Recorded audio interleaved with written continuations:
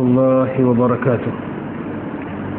أعوذ بالله السميع العليم من الشيطان الرجيم. بسم الله الرحمن الرحيم. بسم الله ما شاء الله لا يسوق الخير إلا الله. بسم الله ما شاء الله لا يصرف السوء إلا الله. بسم الله ما شاء الله ما كان من نعمة فمن الله. بسم الله ما شاء الله لا حول ولا قوة إلا بالله. بسم الله ولا استعانة إلا به. والحمد لله ولا ثناء إلا عليه. والصلاة والسلام على رحمة الله للعالمين ومسك الختام لسائر الأنبياء والمرسلين سيدنا ومولانا محمد الأمين وعلى آله وصحبه ومن سار على نهجه واتبع هداه إلى يوم الدين. أما بعد، فإن أصدق الحديث كتاب الله، وخير الهدي هدي محمد صلى الله عليه وسلم، وشر الأمور محدثاتها، وكل محدثة بدعة، وكل بدعة ضلالة، وكل ضلالة في النار. فنقول اللهم أجرنا من النار، ونقول اللهم اجعلنا من الذين يستمعون القول فيتبعون أحسنه.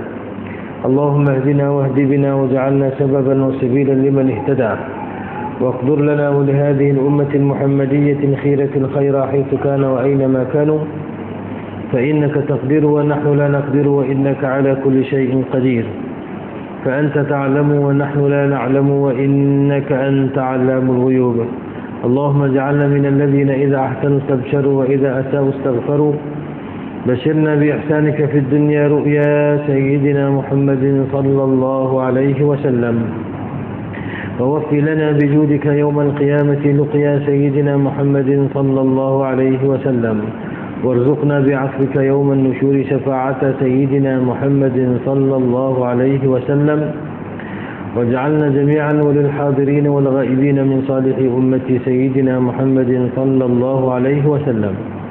وصل اللهم يا ربنا صلاة جلال، وسلم سلام جمال على حضرة حبيبك سيدنا محمد، واغشه اللهم بنورك كما غشيته سحابة تجليات فنظر إلى وجهك الكريم، وبحقيقة الحقائق كلم مولاه العظيم الذي أعاذه من كل سوء. اللهم فرج كربنا كما وعدت، أمن يجيب المضطر إذا دعاه ويكشف السوء، وعلى آله وصحبه آمين. اللهم آمين يا كريم. Alhamdulillah, pujian dan syukur kehadirat Allah Subhanahu wa taala. Dengan limpah kurniaan hidayah dan taufik daripada Allah, pada malam ini Allah Subhanahu wa taala sekali lagi kurniakan pertemuan kita bersama dalam majlis ini. Mudah-mudahan kita doakan seperti pada biasa agar kita dirahmati Allah Subhanahu wa taala, dilimpahkan dengan segala kebaikan, bimbingan, petunjuk, rahmat dan juga keridhaan Allah, dan dikurniakan as-salamah, keselamatan, afiat dan muafah, dihindarkan daripada segala bahaya dan kecelakaan dan keburukan, terlebih utama keburukan yang akan menyebabkan kita nantinya sengsara pada hari kita akan dihimpunkan di hadapan Allah Subhanahu wa taala, yakni di hari kemudian, yaumul hasyr, hari perhimpunan, dihimpunkan di mahsyar untuk kita melihat apa yang telah kita lakukan dan dibentangkan segala amalan apa yang telah kita kerjakan selama hidup di atas muka dunia. Jadi mudah-mudahan kita doakan berkat kita mulazamah majlis ilmu, berkat kita mulazamah dengan nasihat dan wasiat daripada para ulama, berkat mulazamah kita membaca Al-Quran dan bertadabbur, berkat kita mulazamah dengan membaca hadis-hadis baginda Rasulullah sallallahu alaihi wasallam, itu akan menghidupkan hati kita insya-Allah dan menjadi benteng perisai bagi kita terkena ataupun tersasar daripada jalanan yang tidak direstui oleh Allah Subhanahu wa taala, insyaallah. Allahumma amin. Baik, sementara menunggu masuknya salat fardu isya, seperti mana janji temu kita setiap bulan, yaitu kita membaca kitab Bisyaratul Amilin wa Nadharatul Ghafilin yang telah dikarang oleh Syekh Al-Alim Al-Allama Syekh Ahmad Ibn Muhammad Zain bin Mustafa bin Muhammad Al-Fattani rahmatullahi alaihi wa ridwanuhu, wa nafa'ana Allah bi'ulumihi wa bi'asrarihi wa bi'anwarihi wa bihi fid darain amin. Sambung malam ni insya-Allah kita masuk bab yang pertama. Itu kita dah baca mukadimah kitab ni, alhamdulillah. Malam ni kita akan sambung pada bab yang pertama daripada isi kandungan kitab ini, iaitu pada muka surat yang ke-6 pada kitab yang bercetak Jawi, dan juga pada muka surat 11 pada kitab ataupun buku yang bercetak Rumi. Yang Jawi muka surat yang ke-6, iaitu al-babul awwalu fi fadli salawati wa fadli al-jama'ati fiha wa 'uqubati tarikiha. Al-babul awwalu bermula bab yang pertama itu. Qala Syekhul Musannif rahimahullah wa nafa'ana Allah bi'ulumihi wa 'ulumi masyayikhina jami'an fid darain amin. Bermula bab yang pertama, al-babul awwalu, bermula bab yang pertama, fi fadli salawati wa fadli al-jama'ati fiha wa 'uqubati tarikiha, pada menyatakan kelebihan segala sembahyang dan kelebihan berjamaah padanya pada sembahyang. Jadi bab ini menceritakan pertama tentang kelebihan sembahyang, sama ada sembahyang fardu atau sembahyang sunat. Yang kedua iaitu kelebihan kita berjamaah pada solat yang dituntut untuk kita berjamaah, dan seksa orang yang meninggalkan dia, yakni meninggalkan solat. Seksa bagi mereka yang meninggalkan solat. Itu dia punya bab kita. Ini bab yang penting lah, yang berkaitan dengan apa? Kehidupan sehari-harian kita. Pertama solat. Semua kita tahu kata solat ini merupakan tiang agama. Selepas daripada mengucap dua kalimah syahadah, maka Allah rukun Islam yang kedua iaitulah mendirikan salat. Iqamatu salat, iqamatu as-salat, mendirikan salat. Bukan setakat mengerjakan, mendirikan salat. Mana orang yang mengerjakan atau menunaikan salat, berarti dia telah mendirikan tiang agama yang kukuh dalam dirinya, dalam kehidupannya. Sebab itu disebut iqamus salat. Kenapa? Kerana sembahyang itu merupakan tiang agama. Jadi pentinglah bab ini, penting untuk kita semua. Bab ini bukan nak toli siapa-siapa, tidak, tapi untuk kita mengambil pengajaran. Kalau kita dah buat dah, kita minta mudah-mudahan Allah Subhanahu wa taala tambah lagi kekuatan untuk kita kekal berjamaah dan jaga solat. Kalau malam ni, sebelum ni kita lama-lama sekali ataupun sembahyang fardu hak yang wajib tu kadang-kadang sudah sat-sat buat, sat-sat tak buat, sat-sat cukup, sat-sat kurang, lebih dah tak cukup tu banyak. Kalau macam tu sebelum ni, malam ni kita dengar peringatan apa yang Tuan Guru kita ni dalam kitab ni, kita tolong baca, peringat kita. Bukan makna nak sindak siapa-siapa, tidak, tapi kalau kita rasa macam kita tak buat sebelum ni, maka bermula saat pada malam ni kita berusaha dan berazam minta pertolongan daripada Allah untuk Allah bantu kita ubah diri kita untuk melaksanakan kewajipan yang Allah suruh kita buat.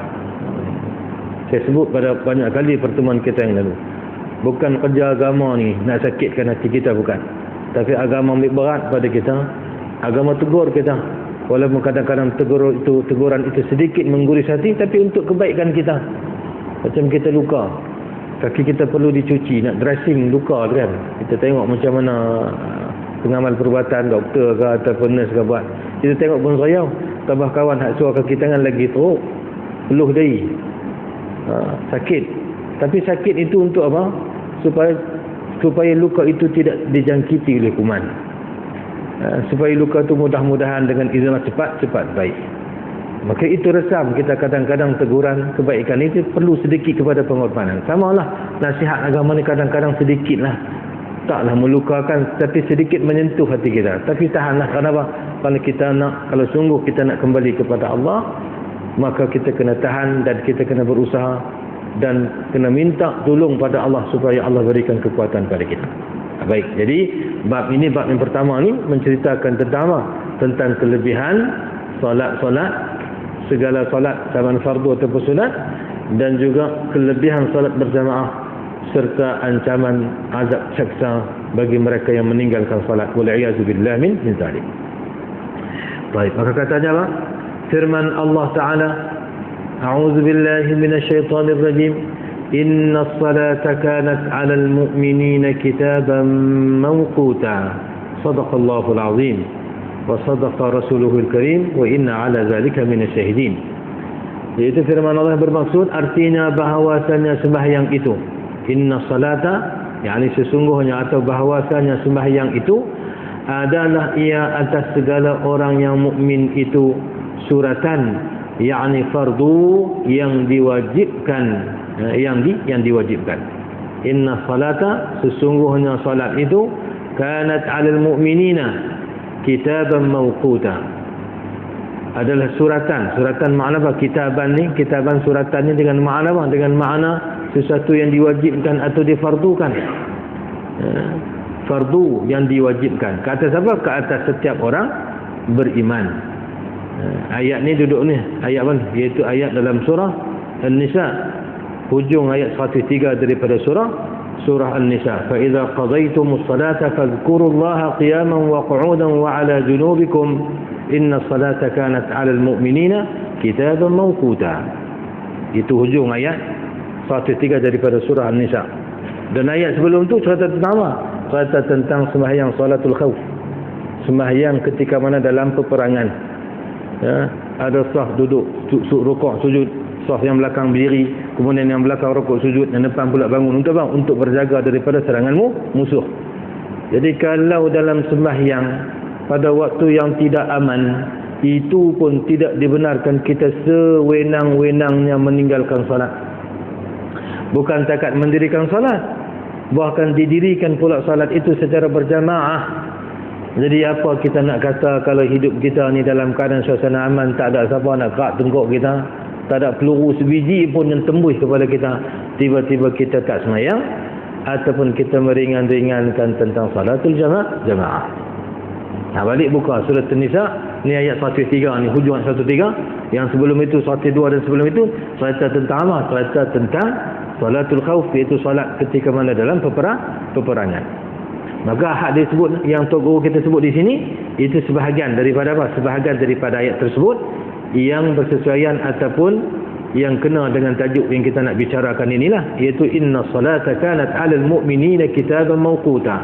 Bahawasanya sembahyang itu adalah yakni salat itu, sembahyang itu atas segala orang yang mukmin itu suratan. Makna suratan yakni fardu yang diwajibkan. Bila sebut wajib makna apa? Mana tak dapat, tidak mesti kita lakukan. Tidak ada pilihan, mesti buat. Kalau dia kata haram, tak ada pilihan, mesti tinggal. Kalau dia kata sunat, diberi pilihan, tetapi afdalnya kita buat, jangan tinggal. Kalau makruh, diberi pilihan, tapi afdal kita tinggal, jangan buat. Kalau yang harus diberikan pilihan, sama ada nak buat ataupun nak tinggal, tapi perhati bagi betul-betul.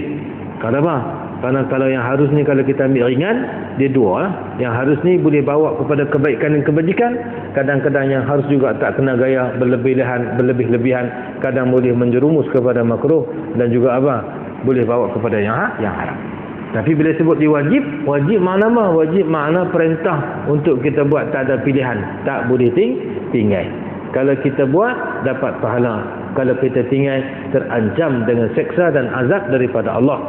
Ma yusabu ala fi'lihi wa yu'aqabu ala tarkih. Itu makna apa? Al-wujub itu. Yang dia katakan wajib itu apa dia? Iaitu sesuatu yang diberi pahala di atas memperbuat akan dia. Kalau kita buat, dapat pahala. Wa yu'aqabu, dan akan diseksa ala tarki, di atas meninggalkan dia. Itu makna wajib. Jadi sembahyang ni yang disebutkan dalam ayat ni adalah sembahyang fardu lah. Karena sembahyang sunat tak diwajibkan, diberi pilihan. Tapi di sini kitab mawquta ini suratan ataupun fardu yang telah ditetapkan, ada waktu-waktu dia, ada cara kaifiat dia. Ini dipanggil apa? Ini dipanggil solat yang fardu. Sembahyang dia ada miqat. Kita bisa dengar perkataan miqat kan? Biasanya miqat ni kalau kita pergi kursus haji dengan umrah, kita jumpa lah miqat. Ada miqat zamani, ada miqat makani. Dia ada waktu, dia ada waktu yang berkaitan dengan apa? Masa, ada waktu yang berkaitan dengan tempat. Macam umrah tak ada miqat makani, tak ada miqat zamani sepanjang tahun. Tapi ada miqat makani. Kita nak masuk Mekah nak buat umrah, itu apa? Perlu melalui kena niat di tempat dia. Macam kita daripada Asia ataupun Malaysia ni, Qarnul Manazil, ada daripada Juhfah, ada daripada Bir Ali, ada daripada miqat-miqat yang lain mengikut sempadan negara lah. Itu dipanggil miqat makani. Ada miqat zamani, iaitu tempoh waktu yang telah ditetapkan. Macam haji ada bulan haji. Sembahyang pun ada miqat. Sembahyang ada miqat zamani. Tak ada miqat makani. Pasal apa? Pasal semayang ni semayang tak mana pun boleh. Allah jadikan bumi ni bersih, suci. Tak mana masa waktu kita boleh semayang tak mana pun. Ada sejadah ke tak ada sejadah ke, pastikan pakaian kita bersih, tempat kita bersih, tubuh badan kita juga bersih daripada hadas kecil dan juga besar, maka boleh semayang. Allah jadikan wa ju'ilat lil ardu masajida atau masjida. Allah jadikan bumi ni, kata Nabi, kelebihan kepada baginda Nabi SAW dan umat baginda, iaitu Allah jadikan bumi ni tempat sujud, boleh semayang tak mana pun. Tapi semayang ada miqat zamani, ada tempoh waktu tertentu yang telah ditetapkan oleh Allah. Semua maghrib ada waktu dia. Tak boleh semayang maghrib lalu isyak, kalau sengaja berdosa besar. Semayang subuh ada waktu dia. Tak boleh semayang di luar waktu, kalau tak sengaja tak apa, tertidur tak jaga. Tapi kalau buat-buat tak jaga, tak boleh. Yang tu haram. Itu berdosa dan wajib segera qada. Bahkan ada mazhab yang sedikit tegas, tak sah semayang waktu yang empunya waktu kalau dia ada waktu yang belum dia qada. Contoh dia tinggal semayang zuhur, nak semayang asar lagi tak sah semayang asar, melainkan dia kena qada dulu semayang zuhur. Tapi kita mazhab kita taklah. Mazhab kita sama ada segera disegerakan qada, ada jenis tinggal yang kena segera. Kalau tinggal sengaja kena segera qada, kalau tinggal tak sengaja maka tak diwajibkan segera, tapi kena qada juga.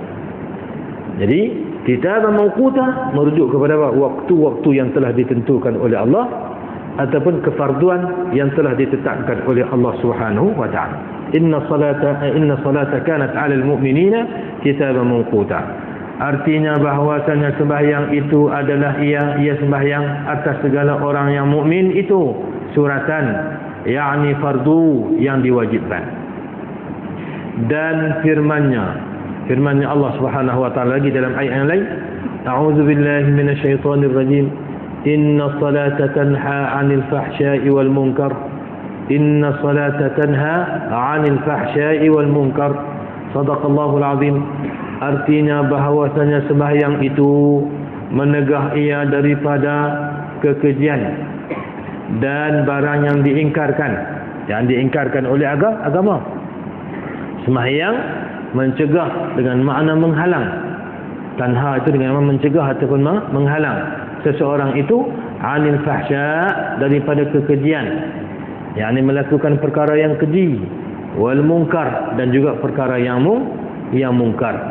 Murah terasa keji dan mungkar ni perkara yang menyalahi perintah agama ataupun maksiat. Bila sebut maksiat tu ada padanya kekejian, ada padanya kemungkaran. Keji kerana apa? Kerana dia tak elok. Patutkah kita ni sebagai hamba kita kita tak dengar ataupun kita ingkar perintah Allah? Patutkah anak kita kalau kita panggil dia beralih muka pergi lain? Kita panggil dia, sudah dia tak menyut, dia bergelin kita, dia tengok pergi lain, dia jalan nyong begitu. Kita kata perbuatan itu perbuatan pertama, perbuatan keji, yakni huduh pada perbuatan tak patut buat begitu. Yang kedua, perkara tersebut mungkar. Mungkar makna apa? Mungkar makna tak betul, diingkari oleh syarak.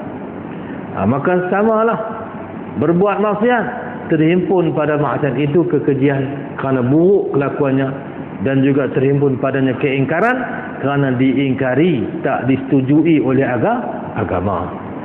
Jadi orang yang jaga sembahyang, inna salata tanha, sesungguhnya sembahyang itu hikmahnya apa?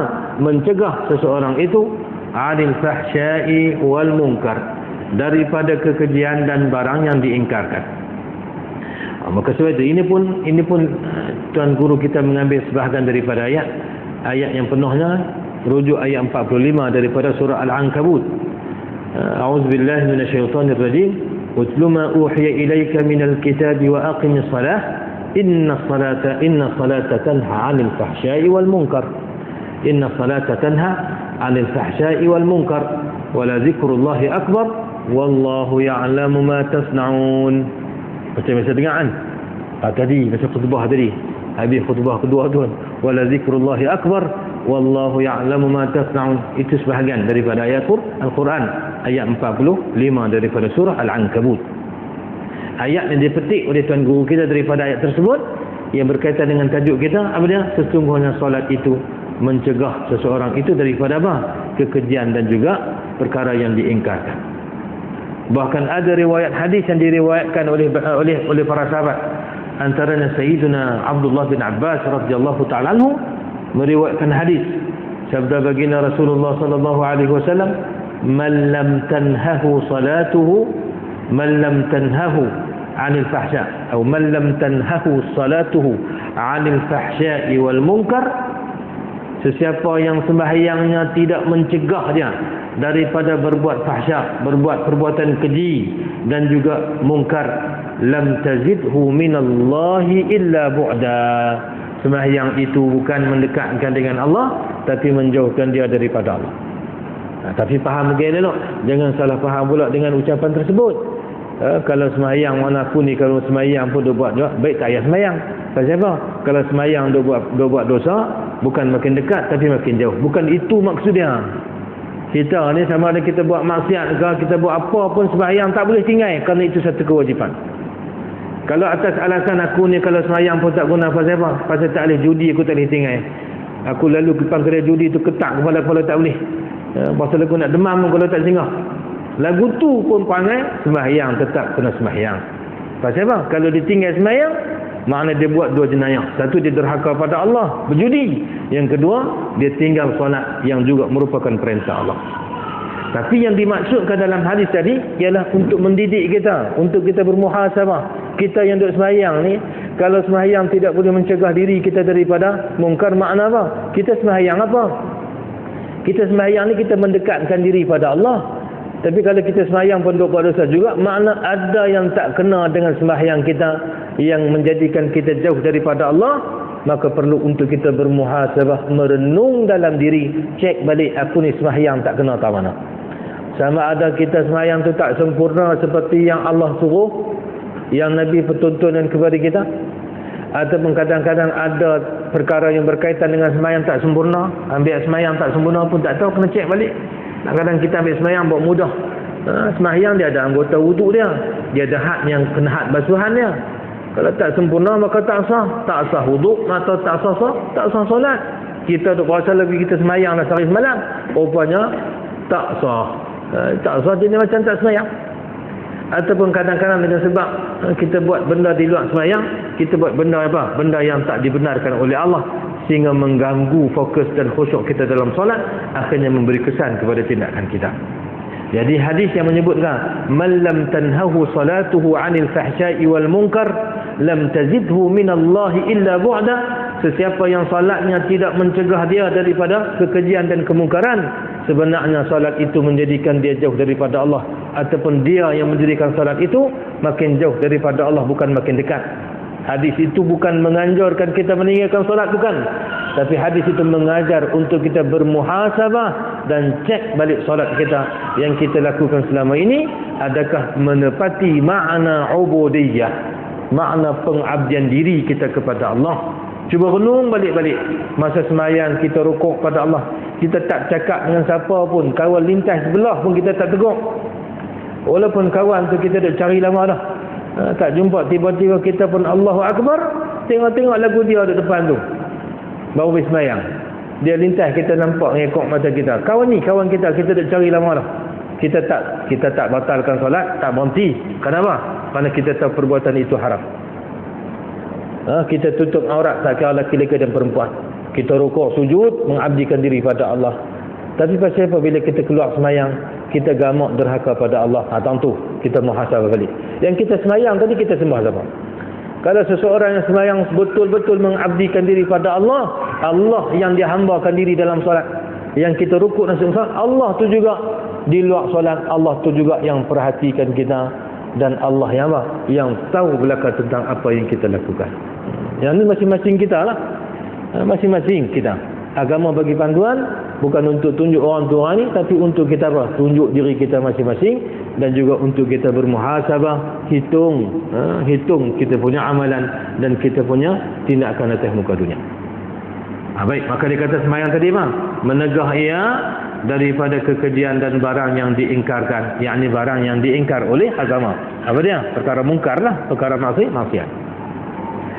Dan bersabda baginda Nabi sallallahu alaihi wa alihi wa sahbihi wa baraka wasallam, as-salatu imaduddin, artinya bermula sembahyang itu tiang agama. Ini semua dihimpun ayat Quran dan hadis-hadis tentang sembahyang.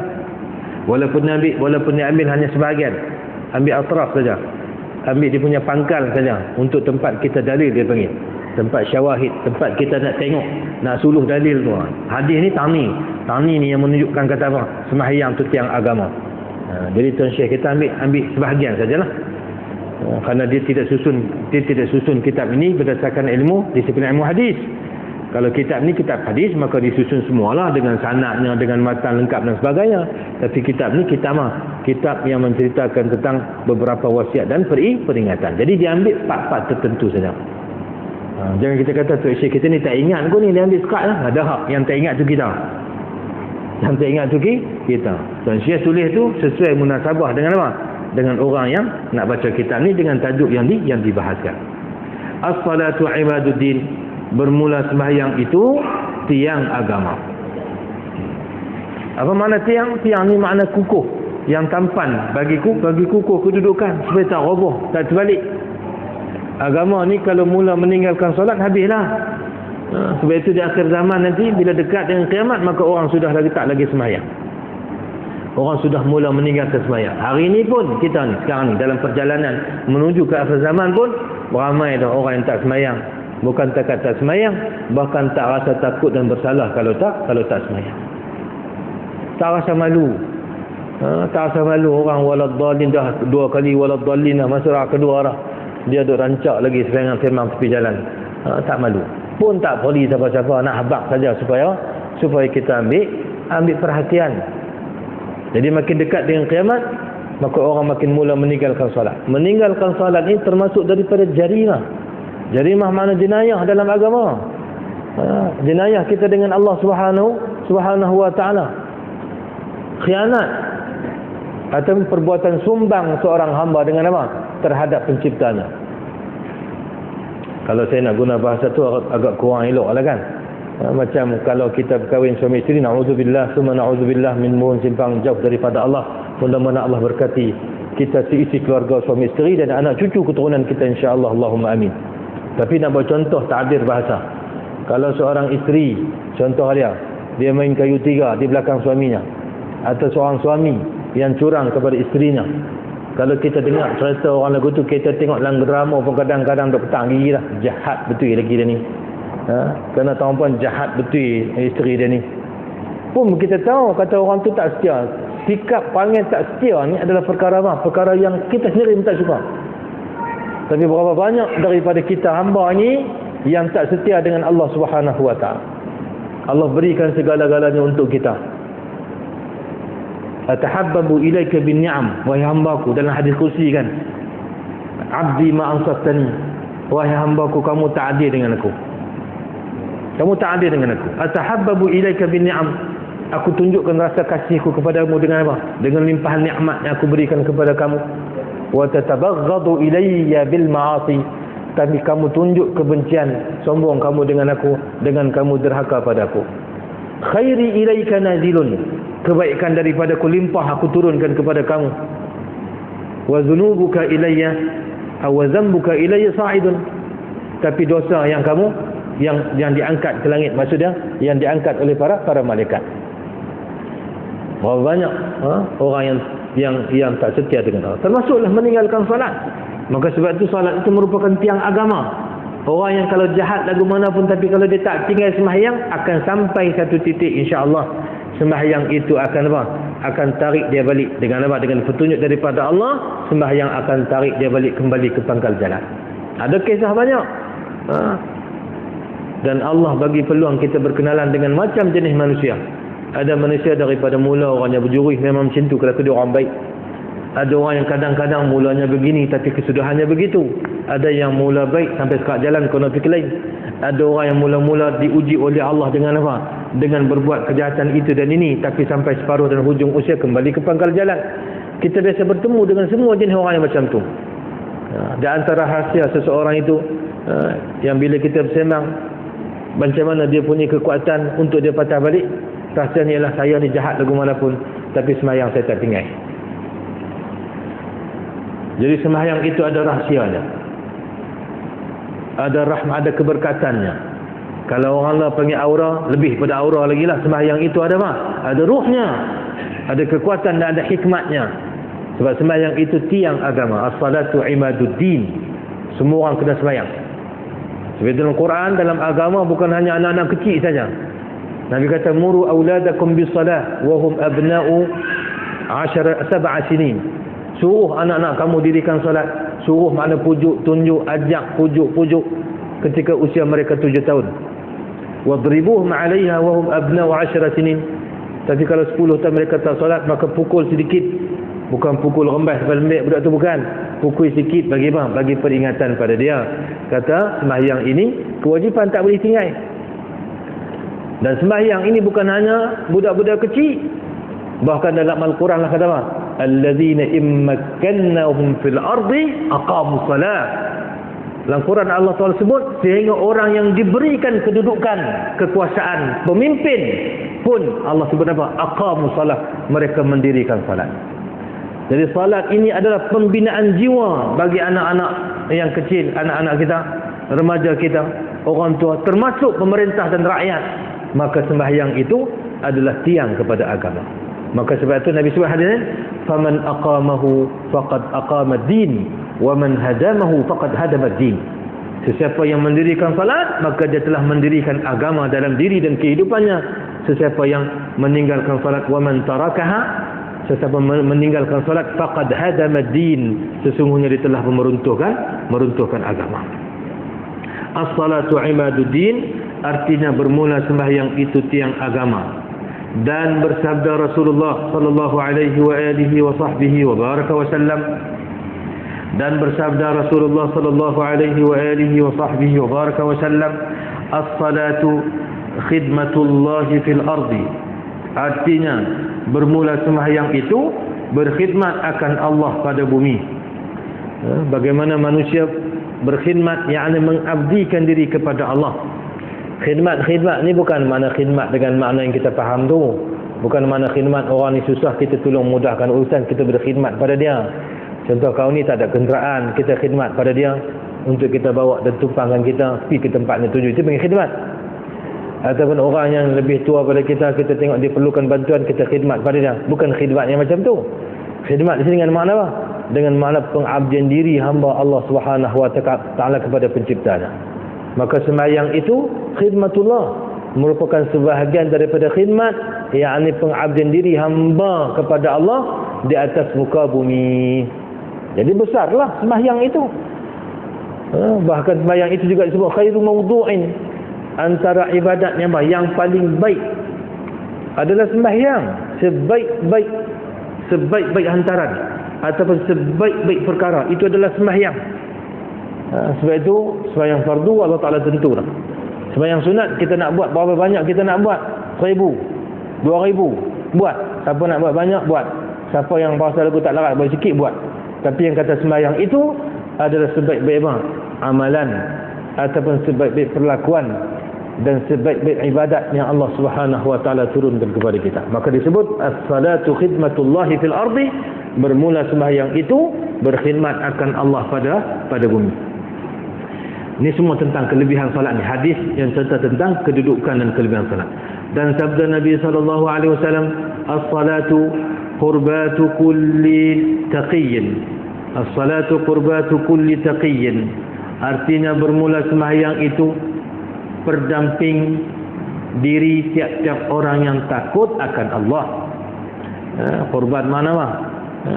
Pendamping diri, kita kata kerabat, ataupun kita kata qurbat juga dengan makna apa? Dengan makna dalam bahasa Arab ada dipanggil al-qurubat ataupun al-qurbah. Al-qurbah ataupun al-qurubat, iaitu melakukan sesuatu untuk mendekatkan diri kepada Allah ataupun sesuatu yang dekat dengan kita. Seperti kita panggil kaum kerabat kan.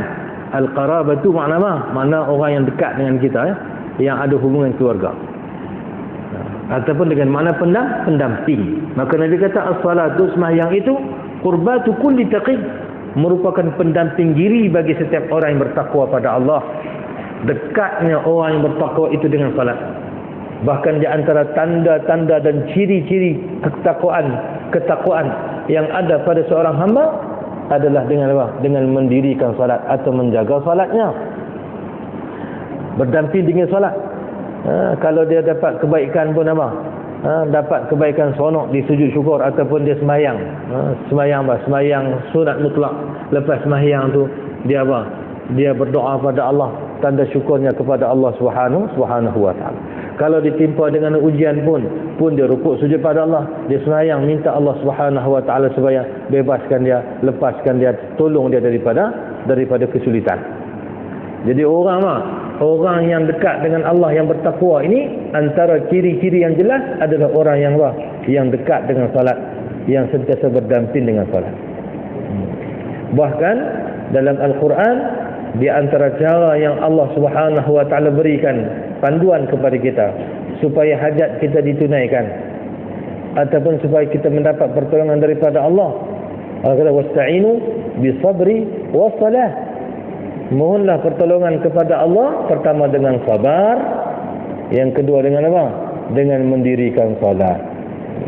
Sebab itu jadi tradisi tutup guru kita kan, para ulama, bila ada masalah buat solat hajat, sama ada individu ataupun beramai-ramai. Walaupun solat hajat ni kadang-kadang solat yang jenis sunat ni afdal buat seorang-seorang, tapi kadang-kadang ketika mana kita ditimpa dengan dengan musibah atau bencana yang melibatkan semua, maka nak ajak orang kembali kepada Allah beramai-ramai pakai berdoa, maka dibuatlah solat hajat secara berjamaah. Bahkan Nabi SAW, "Iza hazabahu amrun fasa'a ila salat." Nabi bila ditimpa dengan sesuatu perkara yang agak berat ataupun perkara yang dikatakan sulit, faza'a ila salat, Nabi segera berwuduk dan juga mendirikan salat. Jadi salat itu merupakan pendamping diri, qurbatun bagi siapa? Bagi mereka yang bertakwa kepada Allah Subhanahu wa taala. Bermula sembahyang itu pendamping diri tiap-tiap orang yang takut akan Allah, yang bertakwa makna yang takut akan Allah. Dan bersabda Rasulullah sallallahu alaihi wasallam, sikit lagi dah. Dan bersabda Rasulullah sallallahu alaihi wasallam, tiada memfardu Allah atas segala hamba kemudian daripada tauhid akan sesuatu yang terlebih kasih kepadanya, kepada Allah, daripada sembahyang. Dan jikalau ada sesuatu yang terlebih kasih maknanya terlebih suka kepadanya, yakni kepada Allah, daripada perkara yang Allah Taala kasih itu, terlebih kasih itu, nescaya berbuat ibadat. Bukan. Jikalau ada sesuatu yang terlebih kasih kepadanya, yakni kepadanya Allah, daripada salat, nescaya berbuat ibadah dengan dia oleh mak dekatnya. Nak contoh kata apa? Kata ibadat salat ini adalah antara ibadat yang afdal. Ibadat yang afdal. Yang antara ibadat yang baik. Bahkan Allah fardukan atas segala hamba kemudian daripada tauhid. Kemudian ni makna selepas daripada perintah Allah suruh kita mengesahkan Allah, iaitu Allah perintahkan kita untuk kita mendirikan salat. Allah suruh, innani anallah fa'budni, kan, wa aqimis salata li zikri. Allah Ta'ala isytihar kata, akulah Allah Tuhan pencipta sekalian alam, akulah Tuhan yang hanya layak disembah, maka hendaklah kamu dirikan salat. Supaya apa? Kamu ingat pada aku, ataupun dirikan salat supaya kamu ingat kepada. Jadi lepas Allah Subhanahu wa taala menyaksikan akan dia panggil uluhiyah, Allah itu sebenar Tuhan yang layak disembah, maka Allah perintahkan hamba-Nya untuk mendirikan salat. Bahkan kita sebut tadi kan, rukun Islam lepas daripada mengucap dua kalimah syahadah, iaitu mendirikan salat sehari semalam 5 waktu. Maka sebab itu dia kata apa tadi? Dia kata Allah tiada satu yang Allah Ta'ala fardukan.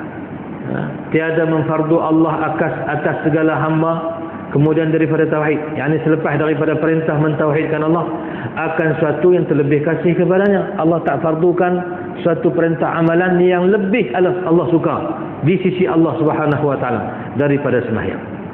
Dan jikalau ada sesuatu yang terlebih kasih kepadanya, makna kalau ada amalan lain yang Allah suka kepadanya, yakni kepadanya Allah, kalau adalah satu amalan yang Allah lebih suka, daripada sembahyang, daripadanya makna daripada sembahyang, nescaya berbuat ibadat dengan dia oleh malaikatnya. Kalau ada lagi ibadat yang lebih afdal daripada sembahyang, nescaya Allah perintahkan malaikat untuk apa? Untuk melakukan ibadat tersebut. Maka setengah daripada mereka itu, yakni daripada malaikat, setengah makna sebahagian. Maka setengah yakni sebahagian daripada mereka itu, siapa mereka itu? Yakni para malaikatnya Allah yang rukuk. Ada malaikat yang Allah perintah untuk rukuk sehingga hari kiamat. Dan yang sujud, ada malaikat yang kerja dia apa? Sujud sehingga hari kiamat. Dan yang berdiri dan yang duduk. Dan dikatakan bahawasanya segala yang sembahyang daripada malaikat pada segala langit dinamakan mereka itu Khuddamur Rahman. Malaikatnya yang ditugaskan untuk berdiri, untuk rukuk, untuk sujud, itu dinamakan apa? Khuddamur Rahman. Itu khadam-khadam Allah Subhanahu Allah Ar-Rahman, Allah yang Maha Pemurah.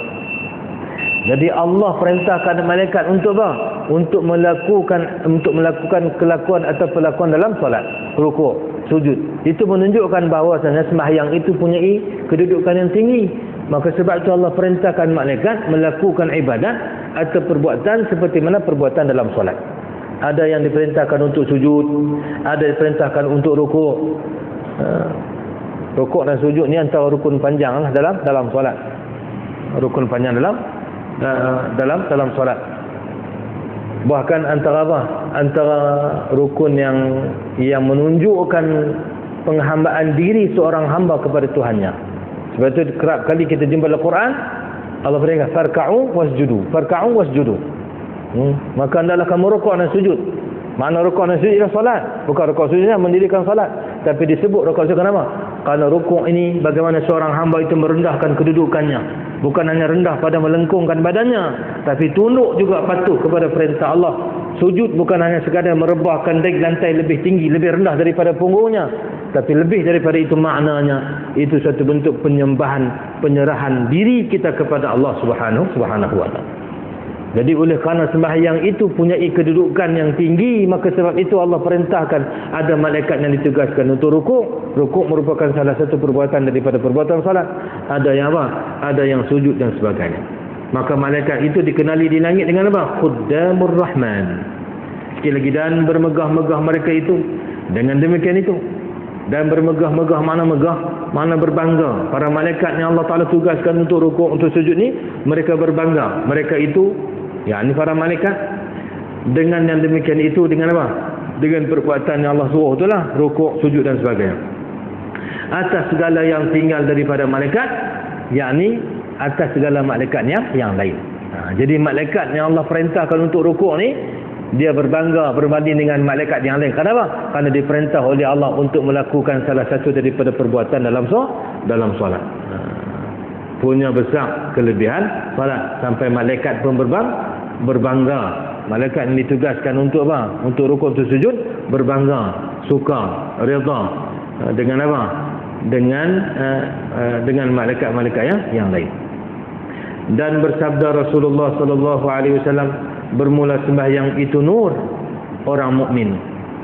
Sembahyang itu nur. Ini dalam hadis yang panjang, salatun nur kan. Hadis yang kita biasa baca di masjid Al-Azhar. Hadis Rasulullah cerita tentang at-tuhur syatrul iman wa subhanallahi tamla'ul mizan. Walhamdulillahi wa subhanallahi tamla'u aw tamla'ani baina as-sama'i. Ingat tak? Tak ingat, saya baca surah yang tanya. Tapi hadis itu panjang. Hadis itu cerita tentang at-tuhur syatrul iman. Bersuci itu sebahagian daripada iman. Kemudian walhamdulillahi tamla'ul mizan. Menyebut alhamdulillah dia punya ganjaran itu memenuhi mizan, timbangan yang Allah Ta'ala ciptakan untuk timbang amalan hamba. Wa subhanallah walhamdulillahi tamla'ani atau tamla'u baina as-sama'i wal ardh. Kelebihan menyebutkan subhanallah walhamdulillah itu kalau boleh tengok pahalanya memenuhi ruang langit dan bumi. Kemudian Nabi kata as-salatu nurun was-sadaqatu burhanun was-sabru diya'un. Sembahyang itu cahaya, sedekah itu burhan dan bukti, sabar itu merupakan apa? Seperti mana sinaran mentari ila akhir hadis. Tapi dalam hadis itu Nabi sebut as-salatu nurun. Sembahyang itu adalah cahaya. Orang yang dirikan salat, Allah akan kurniakan cahaya pada wajahnya. Tenang kita renung di dunia, bahkan nanti memang bercahaya sungguh mukanya di akhirat. Wuduk tu pun dah bercahaya dah. Maka sembahyang lagi bercahaya wajah orang yang menjaga salatnya. Kemuliaan yang Allah kurniakan kepada mereka. Maka sebab itu dalam hadis baginda Rasulullah sallallahu alaihi wasallam bersabda, sembahyang itu nur, yakni cahaya bagi orang mukmin. Dan bersabda Nabi sallallahu alaihi wasallam, 5 sembahyang disuratkan dia, yakni difardukan, diwajibkan oleh Allah atas segala hambanya, maka barang siapa tunaikan dia bagi segala waktunya, yakni tunaikan salat bagi segala waktu, yang pada waktu yang telah ditetapkan, nescaya adalah ia baginya nur. Adalah ia, yakni sembahyang itu baginya, bagi orang yang sayang itu nur, itu cahaya. Dan burhan, yakni bukti ataupun tanda pada hari kiamat. Orang yang sembahyang, jaga waktu sembahyang dalam waktu, kalau cantik lagi di awal waktu. Tapi kalau tak boleh di awal waktu, jangan sampai sembahyang di luar waktu. Nabi kata, siapa-siapa yang jaga sembahyang dengan menunaikan pada waktunya, maka adalah ia, yakni sembahyang itu baginya, bagi orang yang mendirikan sembahyang itu, akan dapat cahaya nanti di akhirat. Ketika mana manusia tergaba-gaba, orang yang kufur kepada Allah, yang munafik, Allah padam cahaya sehingga mereka gelabah, dalam keadaan gelabah. Tetapi orang yang beriman, nuruhum yas'a baina aydihim wa biaymanihim yaquluna rabbana atmim lana nurana waghfir lana innaka ala kulli syai'in qadir. Tapi orang beriman, cahaya mereka akan menerangi hadapan dan kanan mereka. Ketika mana mereka melihat Allah memadamkan cahaya mereka yang kufur. Dan orang-orang munafikin tergaba-gaba gelabah di akhirat. Orang beriman melihat bagaimana mereka itu dihina oleh Allah.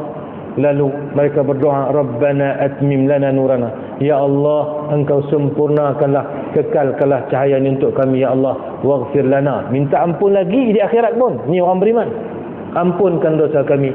Innaka ala kulli syai'in qadir.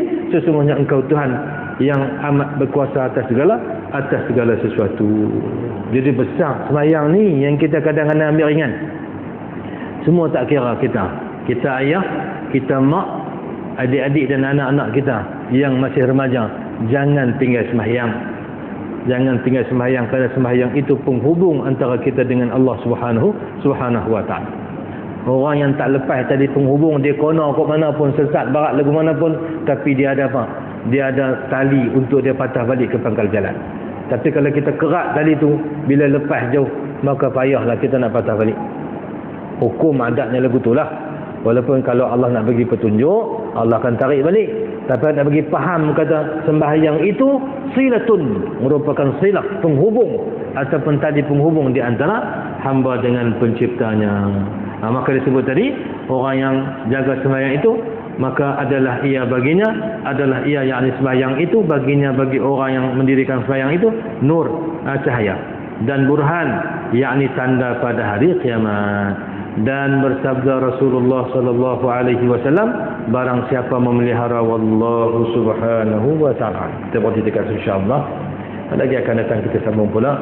Sihat tubuh badan, lapang masa, tak ada apa-apa yang menghalang. Kita jumpa pada bulan depan biiznillah. Wa sallallahu ala sayyidina Muhammadin wa ala alihi wa sahbihi wa baraka wa sallam. Allahumma innana nahmaduka ala kulli hal ونعوذ بك من حال أهل النار. اللهم انفعنا بما علمتنا وعلمنا ما ينفعنا وزدنا علما يا رب العالمين. واهدنا كلنا إلى سواء السبيل. أكرمنا بطاعتك وارحمنا بترك المعاصي أبدا أبدا. رب اجعلنا مقيم الصلاة ومن ذريتنا ربنا وتقبل دعاء. اللهم اجعلنا من المصلين واجعلنا من الخاشعين واجعلنا من الراكعين الساجدين لك رب العالمين مخلصين لوجهك الكريم. اللهم أكرمنا بالصلاة. اللهم أكرمنا بالصلاة. اللهم اجعلنا من أهل الصلاة. اللهم أوصل ما بيننا وبينك بصلاة يا رب العالمين بفضلك وكرمك يا أكرم الأكرمين.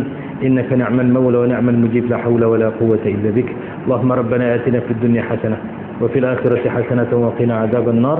وصلى الله على سيدنا محمد وعلى آله وصحبه أجمعين، والحمد لله رب العالمين، والسلام عليكم ورحمة الله وبركاته.